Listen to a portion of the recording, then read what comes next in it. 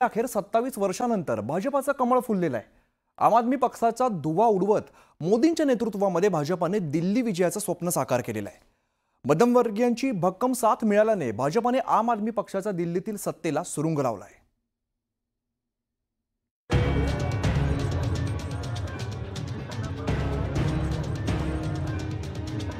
दिल्ली आणि आम आदमी पक्ष या 12 वर्षांपासूनच्या सत्तासूत्राच्या चिंधड्या उडवत भाजपनं दिल्लीत केजरीवाल आणि त्यांच्या पक्षाचा झाडून सफाया केला आणि दिल्ली विधानसभेत भाजपचा झेंडा फडकला।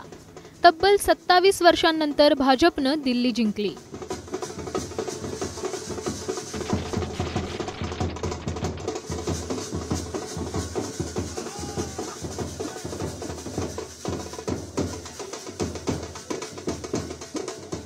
दिल्ली विधानसभेचा निकाल भाजपनं दिल्लीत एकहाती सत्ता मिळवत तब्बल 48 जागा जिंकल्यात, तर सत्ताधारी आम आदमी पक्षाला यावेळी केवळ 22 जागाच जिंकता आल्या। काँग्रेसला यंदाही भोपळा फोडता आलाच नाही। दिल्लीची जनता खरं म्हणजे लोकसभेत मोदीजींवरच विश्वास दाखवायची, पण विधानसभेमध्ये मात्र त्या ठिकाणी कुठेतरी आमची पिछेहाट झालेली आम्ही बघितली। मात्र आता एक प्रचंड मोठा विजय हा दिल्लीच्या जनतेने दिलेला आहे आणि निश्चितपणे हे विकासाला दिलेलं मत आहे, मोदीजींवरच्या विश्वासाला दिलेलं मत आहे।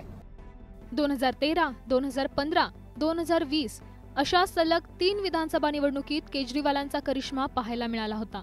2024 आणि 2019 मध्ये केंद्रात भाजपनं एकहाती सत्ता मिळवली, पण बलाढ्य भाजपचा दिल्लीत केजरीवालांसमोर काही टिकाव लागला नव्हता। यावेळी मात्र भाजपनं 12 वर्षातील पराभवाचा वचपा काढत केजरीवालांचा दारुण पराभव केला। माजी मुख्यमंत्री अरविंद केजरीवाल तसंच त्यांचे निकटवर्तीय मनीष सिसोदिया आणि अनेक मंत्र्यांना पराभवाचा सामना करावा लागला।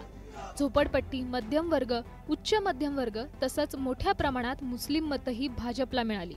भाजपनं मतदारांना अनेक आश्वासनं दिली, ज्यात भाजपनं दिलेली मोठी आश्वासनं: महिलांना दरमहा 2500 रुपये मानधन देण्याची घोषणा, गरीब महिलांना LPG सिलेंडरवर 500 रुपयांचं अनुदान, होळी आणि दिवाळीला 1 सिलेंडर मोफत, मातृसुरक्षा वंदन योजनेअंतर्गत 6 पोषण किट्स, गर्भवती महिलांना 21,000 रुपये, वंचितांना आयुष्मान भारत योजनेचा लाभ, 60 ते 70 वयोगटातील ज्येष्ठ नागरिकांची पेन्शन 2,000 रुपयांवरून 2,500 रुपये करणार, 70 वर्षावरील ज्येष्ठ नागरिक, विधवा, निराधार महिलांचे पेन्शन 2,500 वरून 3,000 रुपये करण्याचं आश्वासन अशा घोषणा होत्या।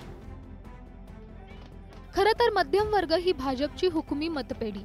ही मतपेढी दिल्ली विधानसभा निवडणुकीत अधिक भक्कम झाली।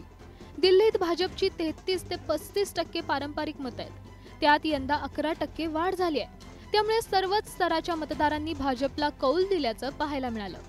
निम्म्याहून अधिक मतं मिळाल्यामुळे भाजपनं दिल्ली विधानसभेत 27 वर्षांनंतर सत्तेला गवसणी घालण्यात यश मिळवलं। आज आमच्यासाठी म्हणजे भारतीय जनता पक्षासाठी अतिशय महत्त्वाचा दिवस आहे, आनंदाचा दिवस आहे, उत्साहाचा दिवस आहे। तब्बल 27 वर्षानंतर आज दिल्लीमध्ये मुख्यमंत्रीपदी भारतीय जनता पक्षाचे प्रतिनिधी आमदार त्या ठिकाणी बसणार आहेत। मुख्यमंत्री आमचा होणार आहे। 27 वर्ष झाले या दिल्लीच्या मुख्यमंत्रीपदापासून आम्ही दूर होतो, लांब राहिलो होतो, पण जनतेने आता आम्हाला स्पष्ट कौल दिला आहे। दिल्लीत 1998 मध्ये भाजपची सत्ता गेली होती।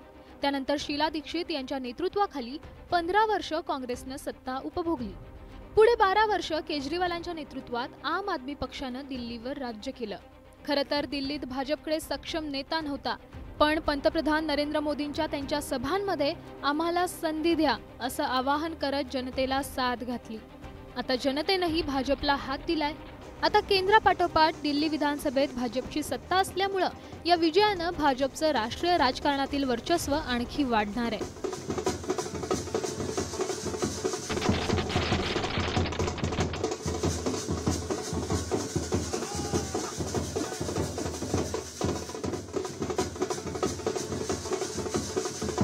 Bureau report, news 18 Lokmat.